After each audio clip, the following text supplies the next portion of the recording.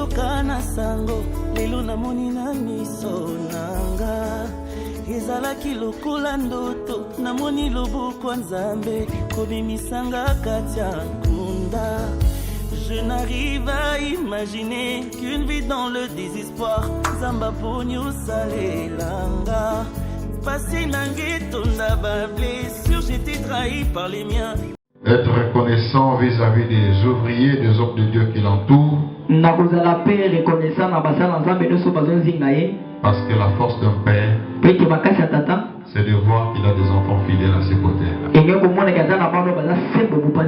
Chers hommes de Dieu, que Dieu vous bénisse. À vous toute l'église, que Dieu vous bénisse aussi. Nous allons prendre nos Bibles. Aujourd'hui, nous allons lire le livre de 1 Roi. Chapitre 18, verset 13. Nous lisons ce au nom de Jésus.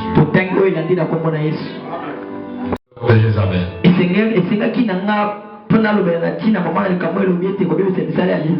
Hier, je vous avais dit dans mon plan d'enseignement,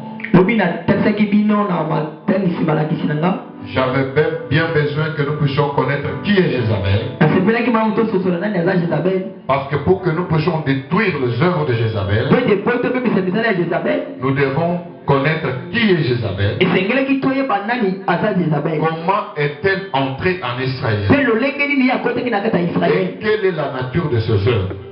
Ce n'est qu'à partir de ces moments-là que lorsque nous commencerons à détruire les œuvres de Jézabel, nous dénicherons les sources et les origines des œuvres de Jézabel. L'impact de la destruction d'une œuvre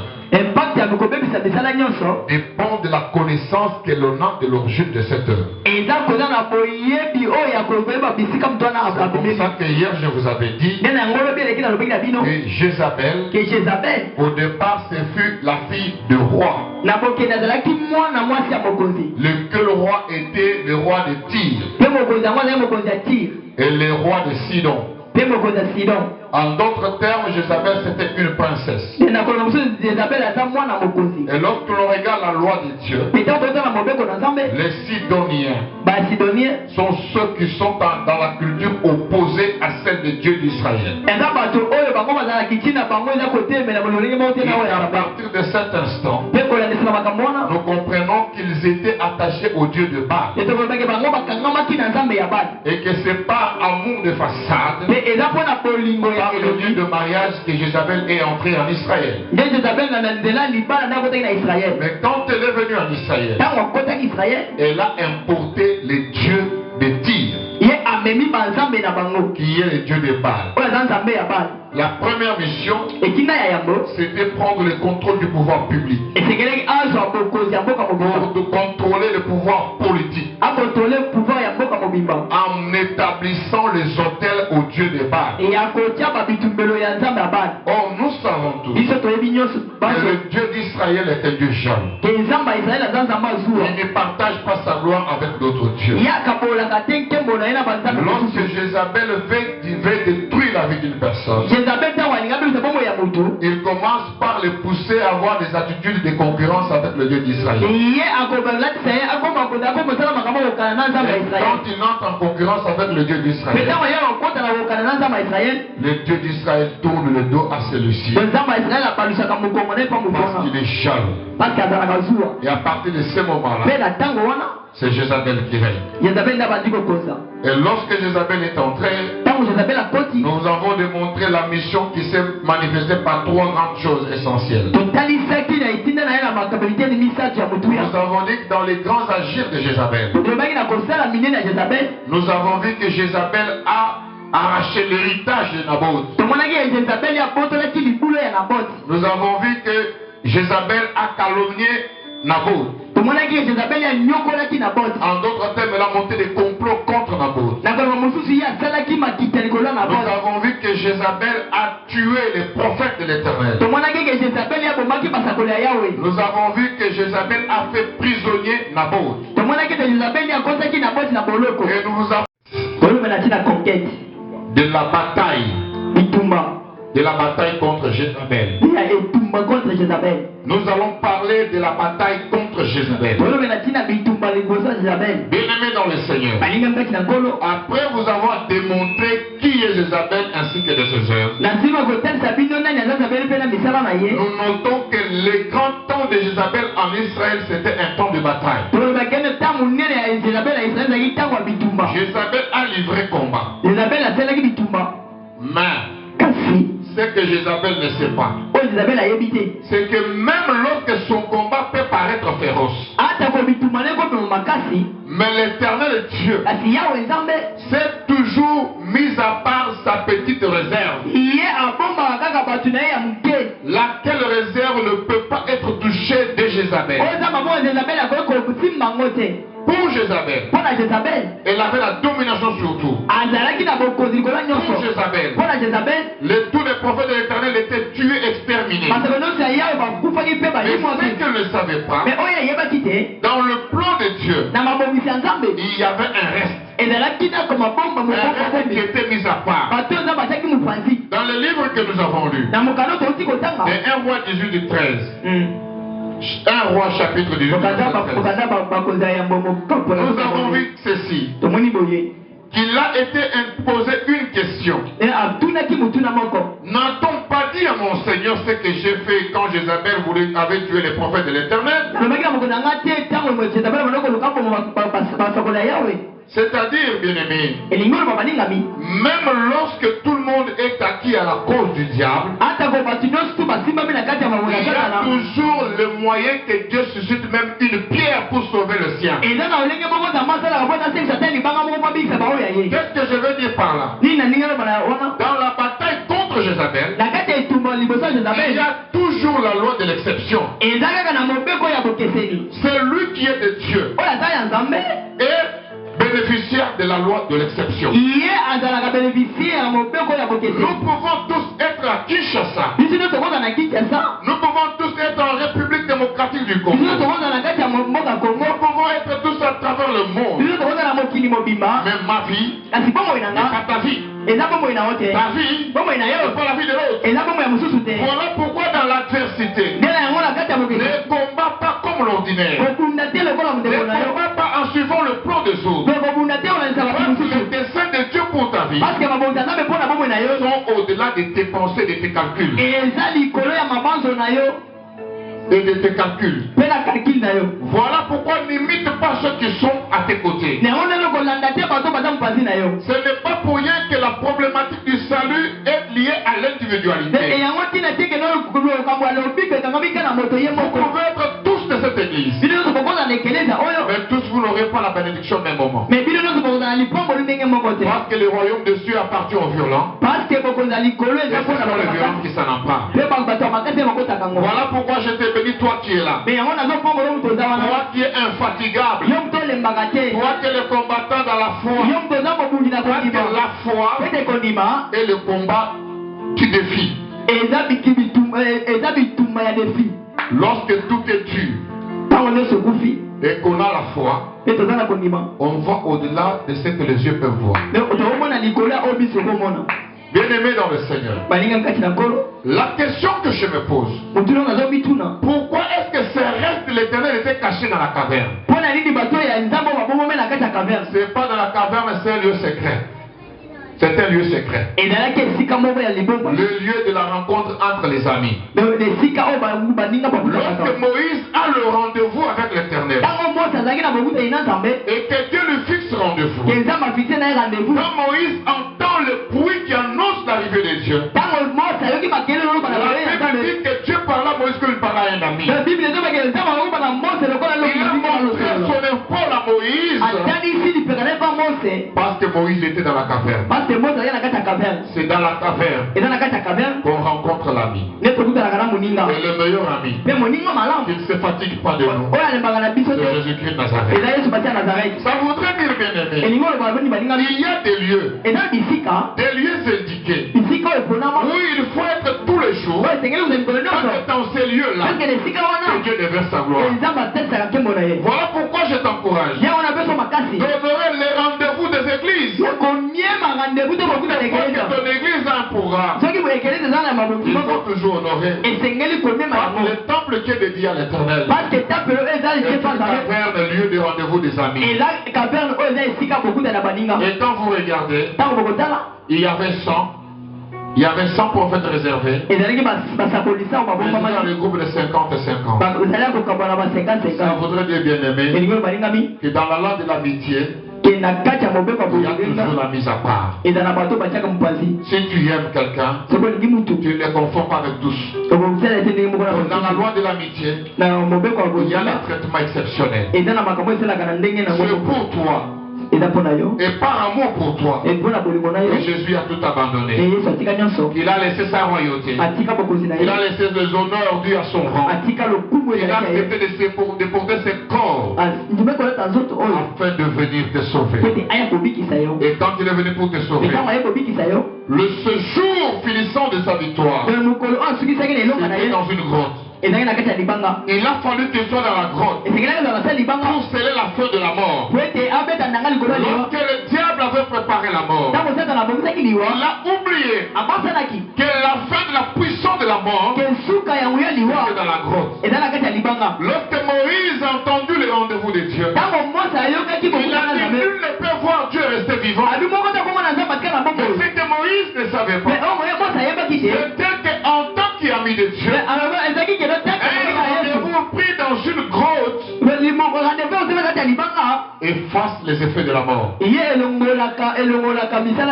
la grotte n'est pas n'importe quoi. La grotte c'est une pierre bien taillée, qui permet de se cacher face aux intempéries. C'est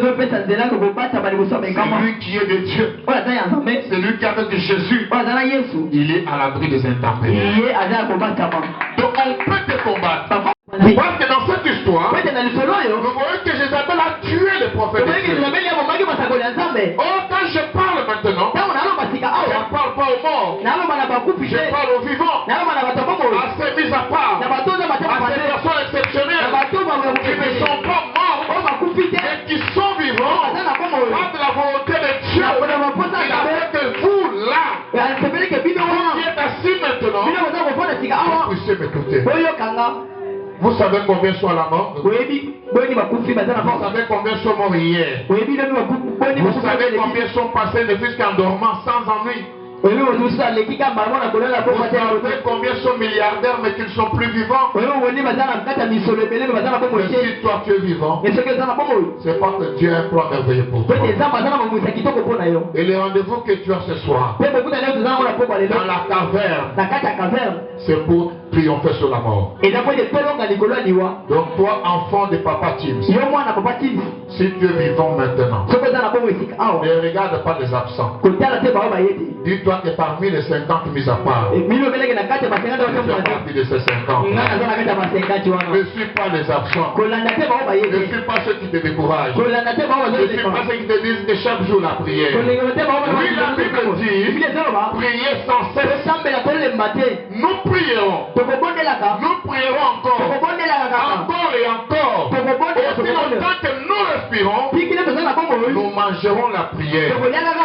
Nous vivons la prière. Nous marcherons dans la prière. Nous respirons que la prière. Si vous voyez quelqu'un indisposé par la prière, il est de la nature de Jézabel. Parce que ce que fait Jézabel, c'est lever les autels de Baal. Mais lorsque notre Dieu s'élève, c'est la destruction des autels de Baal. On ne va pas seulement détruire les autels de Baal, mais on détruira aussi les 450 prophètes de Baal et de Astarté. En d'autres termes, 900 personnes. Pour toi. Pour l'amour de Sion, je ne me tairai point. Pour l'amour que j'ai pour toi, je ne me tairai point. J'annonce la fin de cette multitude des armées de Jézabel, des armées des Astartés, qui se sont levées pour faire honte à ton Dieu. Sache que le temps appartient à Dieu seul. il est le seul qui, pour la victoire d'Israël, est capable d'arrêter le soleil à Gabaon. Tant que tu n'as pas vaincu, le soleil doit s'arrêter. Enfant de Dieu, tant que tu n'as pas gagné, le soleil doit s'arrêter. Donc ce soir, nous arrêterons le temps. Ce soir, nous ne mourrons pas. Nous irons dans la caverne. Nous attacherons à la caverne, à la vraie pierre, qui est Jésus-Christ, pour que nous triomphons de la mort. Quand la mort viendra, elle se frottera à la pierre. Et quand elle se frottera à la pierre, elle fuira. Et quand elle fuira, le chemin sera ouvert. Et quand le chemin sera ouvert, tu marcheras. Tu marcheras. Et quand tu marcheras, on t'interrogera. C'est toi ou ce n'est pas toi? Tu leur diras ceci. Oui, c'est moi. Ce n'est pas quelqu'un d'autre. C'est bien moi. Parce que j'ai rencontré un ami dans la caverne où je suis caché. Le désert ne pourra pas dominer sur moi. La tempête du désert ne pourra pas dominer sur moi. Parce que dans la caverne, c'est le lieu de la cachette. En d'autres termes, un vrai enfant de Dieu, dans la bataille contre Jézabel, doit développer la profondeur de l'intimité avec son maître. Je suis souvent étonné devant les enfants de Dieu.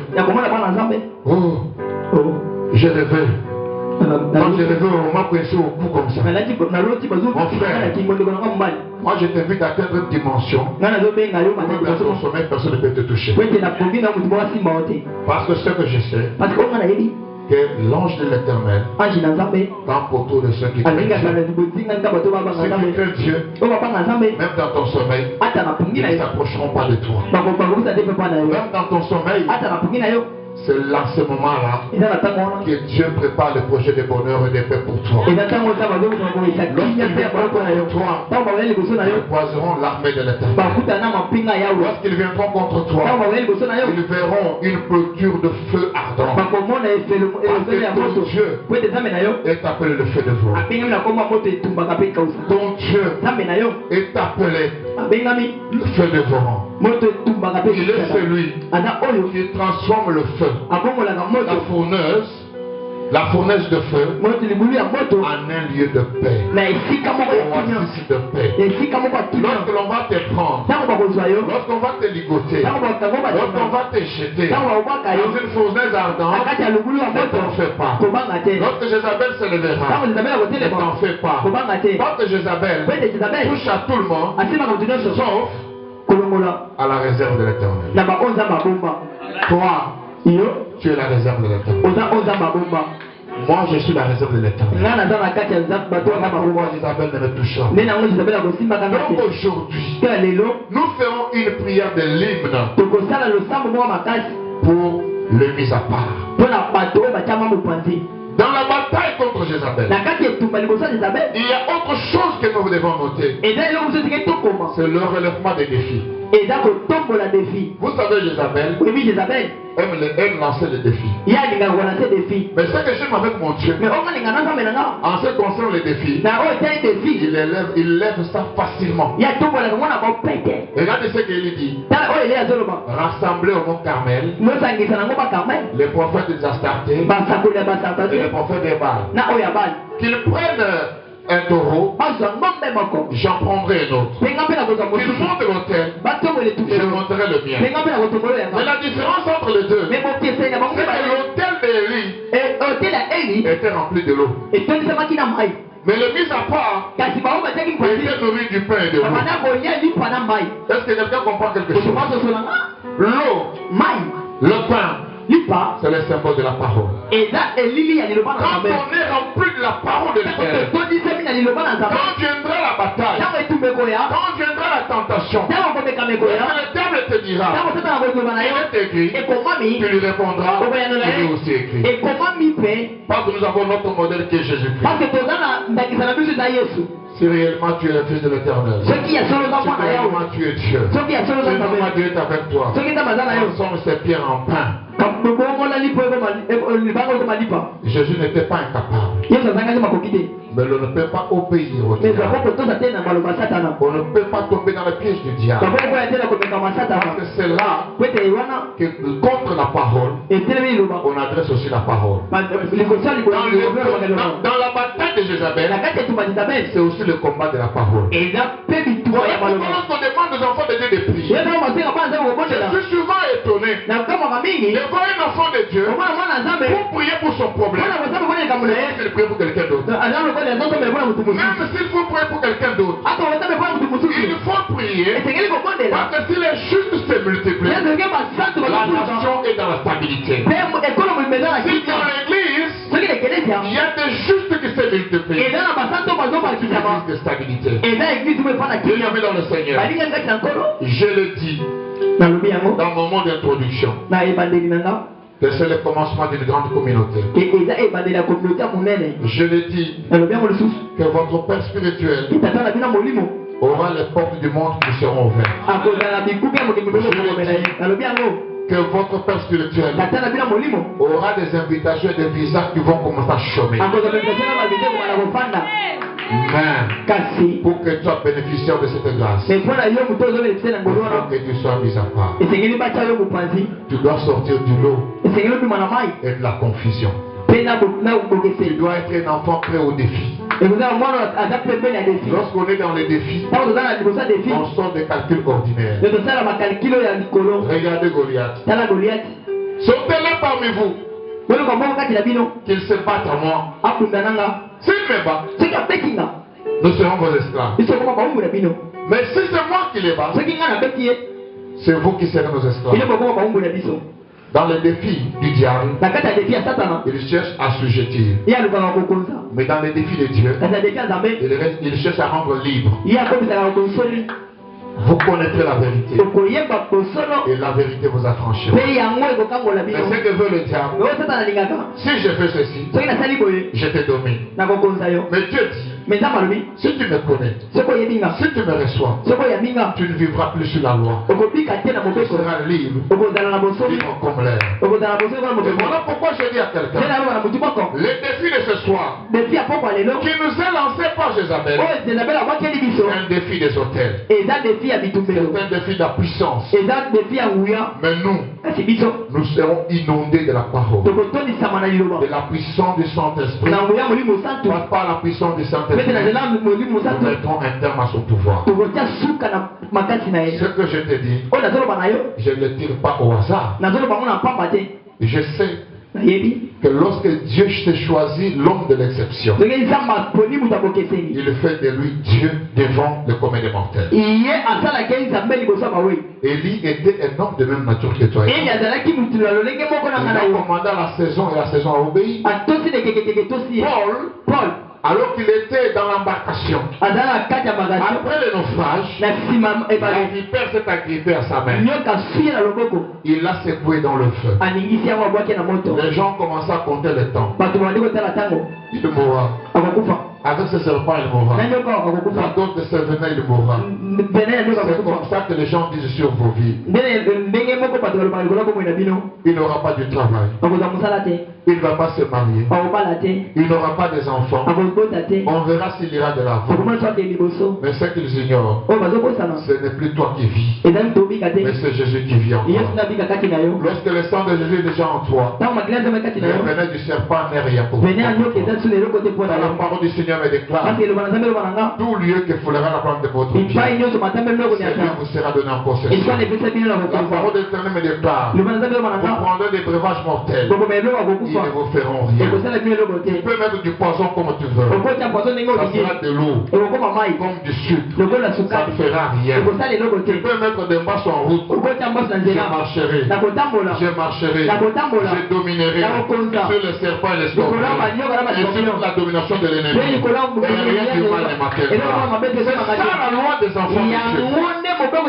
Aujourd'hui, tu vas défier les pesants. représentateur de ce monde. Tu vas défier.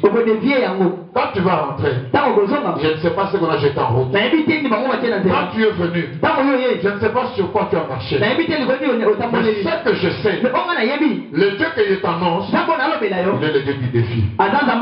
Lorsque Goliath se leva, il annonça, mais vois-tu comme un chef? Oui, tes ennemis vont prophétiser sur leur fait ce soir. Et t'assurer la confusion et l'esprit de l'égarement. Et l'esprit de l'égarement. Je vais terminer. Pour te mener à comprendre ce que je veux dire. Si tu n'as pas tout retenu, mais retiens des choses. Que ce soir, nous avons parlé de la bataille contre Jézabel. Dans la bataille contre Jézabel, il y a la loi de l'exception. La loi de l'exception, c'est pour ceux qui sont dans la caverne. Ceux qui sont dans la caverne, sont ceux qui sont passés dans le creux de la mer. Et ceux qui sont dans la main de Dieu, personne ne peut le ravir. Et la deuxième chose, c'est le défi. Dans le défi, le diable cherche à dominer, mais Dieu cherche à rendre libre. Ce n'est pas pour rien que Dieu cherche à rendre libre. Pas d'amour pour toi, il a payé de grand prix. Il a donné de sa vie. Il fallait que le sang coule pour que la vie soit préservée. En Égypte, lorsque l'ange de l'amour est passé pour détruire Israël, il fallait le sang de l'agneau au linteau des maisons des enfants d'Israël. Aujourd'hui, tu n'as plus besoin de sang des animaux. Parce qu'il y a un maître, notre Seigneur, qui s'est déjà livré pour nous. Il a déjà donné sa vie pour nous.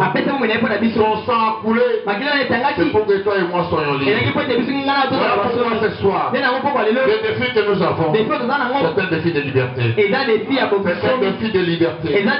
Là, on cherche à t'emprisonner. On cherche à te condamner. Jésus est là. Il s'est levé. Et lorsque Jésus vient, et qu'il trouve que Lazare est dans le tombeau, il a fait seulement un appel. Lazare, sort. Quand Lazare sort, il donne l'ordre aux apôtres. Déliez-le.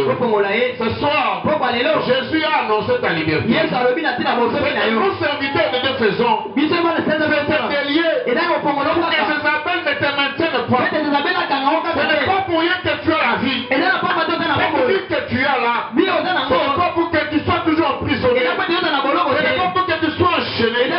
Parce que si tu es enchaîné, tu seras confondu au mort. Parce que les Juifs, quand ils enterrent les morts, ils ligotent les gens du pied jusqu'à la tête. Mais si Lazare sort qu'il reste avec ça, il aura l'apparence de mort. Mais toi, tu ne garderas pas cette apparence de mort. Parce que Jézabel a échoué. La mort n'aura pas de pouvoir sur toi. Parce que lui qui t'appelait la vie, il est levé pour te l'accorder. Je vais prier avec quelqu'un. Il y a la vie qui est bloquée. Dans la bataille, il y a les défis qui est lancé. Quand tu regardes ton âge, tu te dis, j'ai déjà pris de l'âge. J'ai déjà eu des enfants sans mariage. Oui, parce que tu ne le savais pas. Oui, parce que Jézabel t'avait dominé. Mais le Jésus que je t'annonce, c'est le Jésus de la liberté. Il est le Jésus du renouvellement. S'il y a quelqu'un qui veut te révéler, qu'il lève sa main, je vais le voir.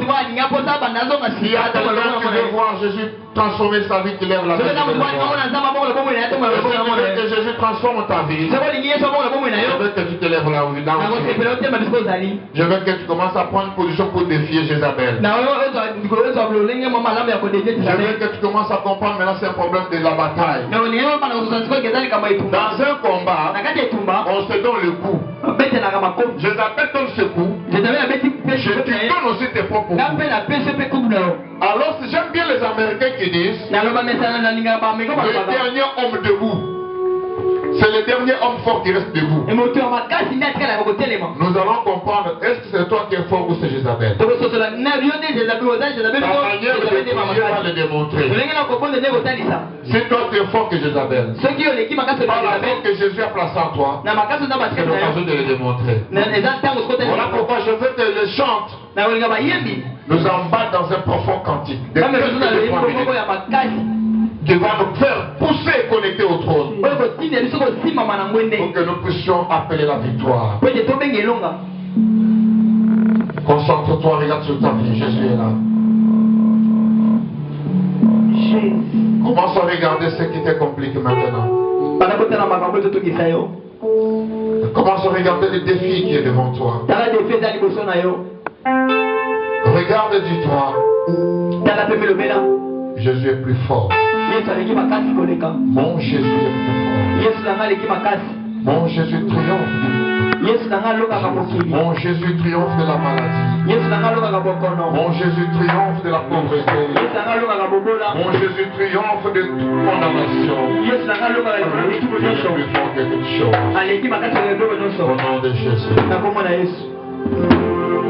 Alléluia.